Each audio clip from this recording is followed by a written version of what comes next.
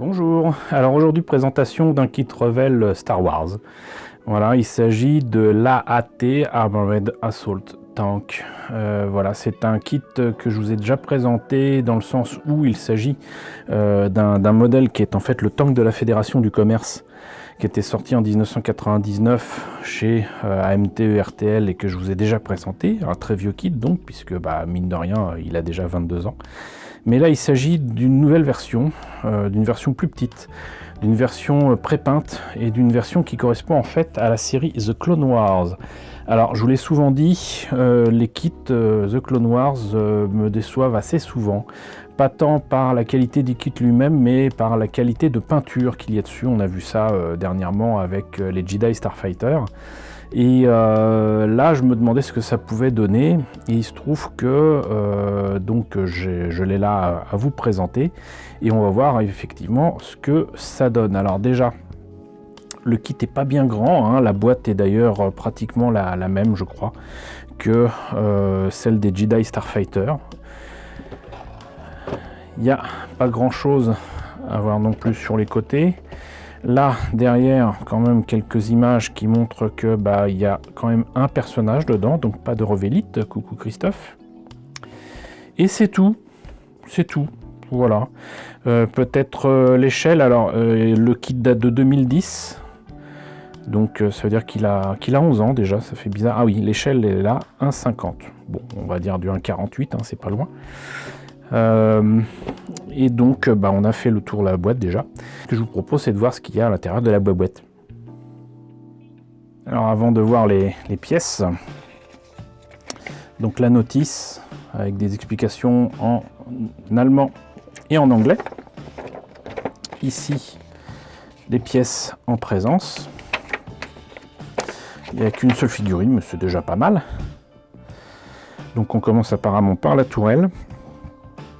Le canon, l'avant du tank, ensuite j'allais dire le corps principal de cet engin. Il y a même des pièces séparées pour faire des anses pour s'y accrocher ou y accéder. Les armes qu'il y a sur le côté, et normalement on en a fini avec un petit socle pour le faire tenir parce qu'il est quand même supposé être en sustentation. Voilà, donc ici, la figurine qui est en caoutchouc mousse, c'est un peu décevant parce que comme c'est très petit, c'est quasiment de la taille des figurines des Easy Kit Pocket, notamment des Jedi Starfighter justement. Ça aurait été bien que ce soit fait en plastique dur, et puis du coup vous voyez qu'il a une pose, je vais pas dire ridicule, mais quand même voilà. Et donc le sas d'accès. Ici, donc, les pièces pour l'avant avec effectivement les marquages des séparatistes. Et vous remarquerez déjà qu'il y a effectivement un brossage de peinture supposé faire donc un aspect patiné et qui est franchement nul. Voilà, ça, voilà, je m'y attendais. Et même là, des traits noirs, limite justement trop propres. Pour faire supposé faire comme ici sur cette photo, mais c'est pas ça du tout, ce qui continue de me faire dire que le travail, qui est clairement pas de qualité ici, a été confié à des gens qui savent pas y faire, et c'est valable pour tout, absolument tout. Voilà, mais au moins cette pièce là est en un seul morceau. Donc ça évitera de poncer comme un malade et de rejoindre les deux pièces. C'est déjà pas mal. Non, franchement, les détails, comme pour les autres kits, hein, de toute façon, le seul défaut des kits de The Clone Wars, c'est très clairement la patine. Pas tant le fait que ce soit pas avant. Regardez, à l'intérieur du cockpit, là, c'est pas si mal. Le verre des consoles n'est pas correct, mais ça va, c'est propre. Justement parce qu'il n'y a pas de patine. Il y a quelques petits éléments à reprendre, mais rien de grave. Alors que ça, pour reprendre ça, il faut tout repeindre. Voilà, même le noir là du socle. Regardez-moi ça. Mais bon, là, le canon par exemple, là aussi est en une seule pièce. Par contre, il n'est pas creux.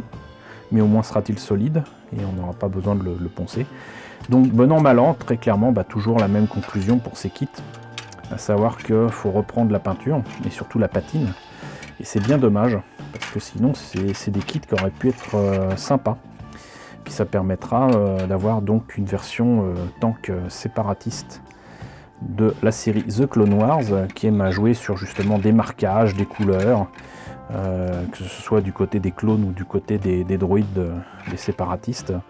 Donc ça rend franchement pas mal dans la série, donc c'est juste dommage que ce soit pas le cas ici. Donc voilà, écoutez, c'était donc l'Armored Assault Tank, pour moi le tank de la Fédération du Commerce, issu donc de la série The Clone Wars. J'espère quand même que cette présentation vous aura intéressé. N'hésitez pas à me dire ce qu'il en est dans la section commentaires.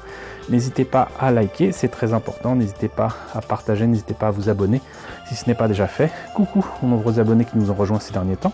Bienvenue ici, coucou aux grands anciens qui me suivent depuis plus de 5 ans. Merci à tous de votre fidélité, merci à tous de votre soutien sur Tipeee et sur Paypal. Surtout prenez soin de vous. Je vous laisse avec la liste des contributeurs de la chaîne et je vous dis à très bientôt pour la présentation, je l'espère, d'un nouveau kit Clone Wars.